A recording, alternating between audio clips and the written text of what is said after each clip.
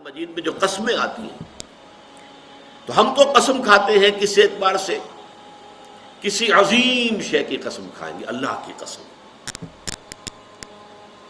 قرآن کی قسم وغیرہ. لیکن یہ کہ ظاہر بات ہے اللہ تعالیٰ سے عظیم تر تو شے کوئی ہے نہیں.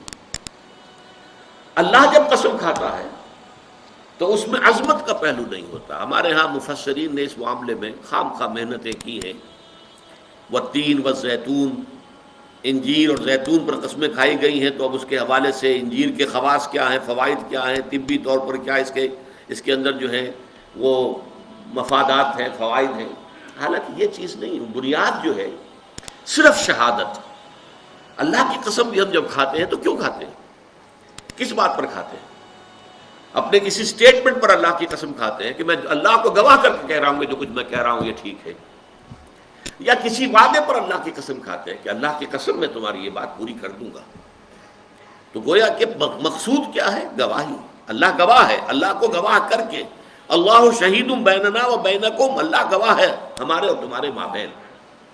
تو قرآن مجید میں جو قسمیں اللہ نے کھائی ہیں ان میں مجرد شہادت ہے پیش نظر، اس میں عظمت کا پہلو نہیں ہوتا.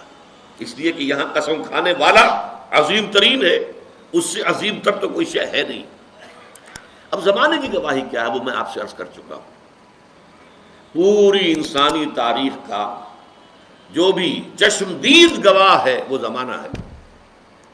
یہ زمانے کی چادر سورہ اعراف کے اندر آپ اس کو دیکھیں گے. پہلے وہ تخلیق آدم وغیرہ کا ذکر ہوا ہے، اس کے بعد قیامت کا ذکر، اور اس کے بعد جو کچھ ہونا ہے جنت والے اور دوزخ والے اور اصحاب الاعراف ان کا قصہ ہے. یہ تو گویا کہ دو انتہائیں ہو گئی، ابتدا انتہا. اس کے درمیان پھر شروع ہوتا ہے حضرت نوح کا معاملہ، حضرت ہود کا، حضرت صالح کا، حضرت لوط کا، حضرت شعیب کا، اور پھر بڑی تفصیل جو ہے حضرت موسیٰ علیہ السلام. یہ سب تاریخ ہے. یہ زمانہ ان تمام چیزوں کے تہذیب عبری چھا گئی دنیا میں، پھر ختم ہو گئی. یہ سارا عروج و زوال اس زمانے نے اپنی آنکھوں سے دیکھا ہے. یہ چشمدید گواہ ہے. بڑی بڑی عظیم سلطنتیں بنی اور پھر ٹکڑے ٹکڑے ہو کر منتشر ہو گئی، ہوا ہو گئی. اسی طریقے سے بڑے عظیم لوگ آئے دنیا کے اندر، پھر ان کا نام و نشان مٹ گیا، ان کی یاد تک جو ہے لوگوں کے ذہنوں میں نہیں رہی. اس میں کیا اصول ہے، کیا قواعد ہے؟ عروج ہوتا ہے تو کیوں ہوتا ہے، زوال ہوتا ہے تو کیوں ہوتا ہے؟ قرآن مجید ان سب سے بحث کرتا ہے. لیکن یہ کہ والعصر جو ہے زمانے کو گواہی کے طور پر پیش کیا جا رہا ہے. یہ زمانہ گواہ ہے کہ تمام انسان خسارے میں ہیں سوائے ان کے جو چار شرطوں کو پورا کرنے والے. اس میں جیسا کہ میں نے عرض کیا تھا پچھلی نشست میں، چونکا دینے کا انداز بھی ہے. جیسے یہ وقت تیزی سے گزر رہا ہے. آپ انگریزی میں بھی کہتے ہیں catch the time by the forelock, وقت کو اس کے ماتھے کے بالوں سے پکڑ کے رکھو کیونکہ یہ تو تیزی سے چلا جائے گا. اور یہی ہمارا اصل سرمایہ ہے. اسی میں کچھ بنانا ہے، اسی میں کچھ کرنا ہے، اسی میں کچھ کمانا ہے.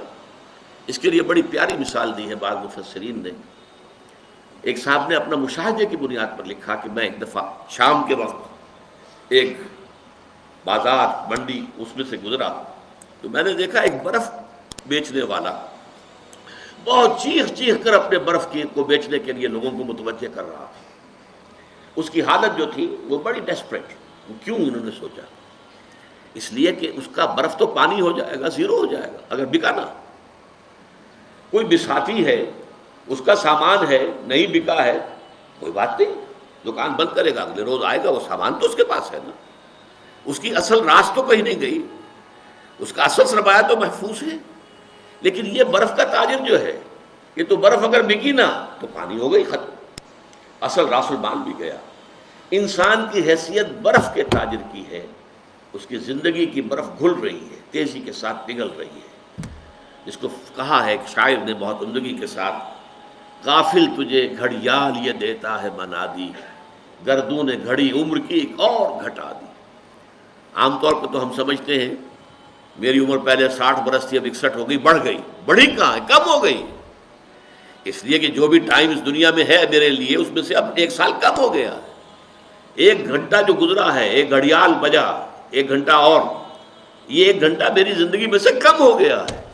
غافل تجھے گھڑیال یہ دیتا ہے منادی، گردون گھڑی عمر کی ایک اور گھٹا دی. تو یہ وہ چونکا دینے کا انداز ہے. Time is fleeting, catch the time by the four law.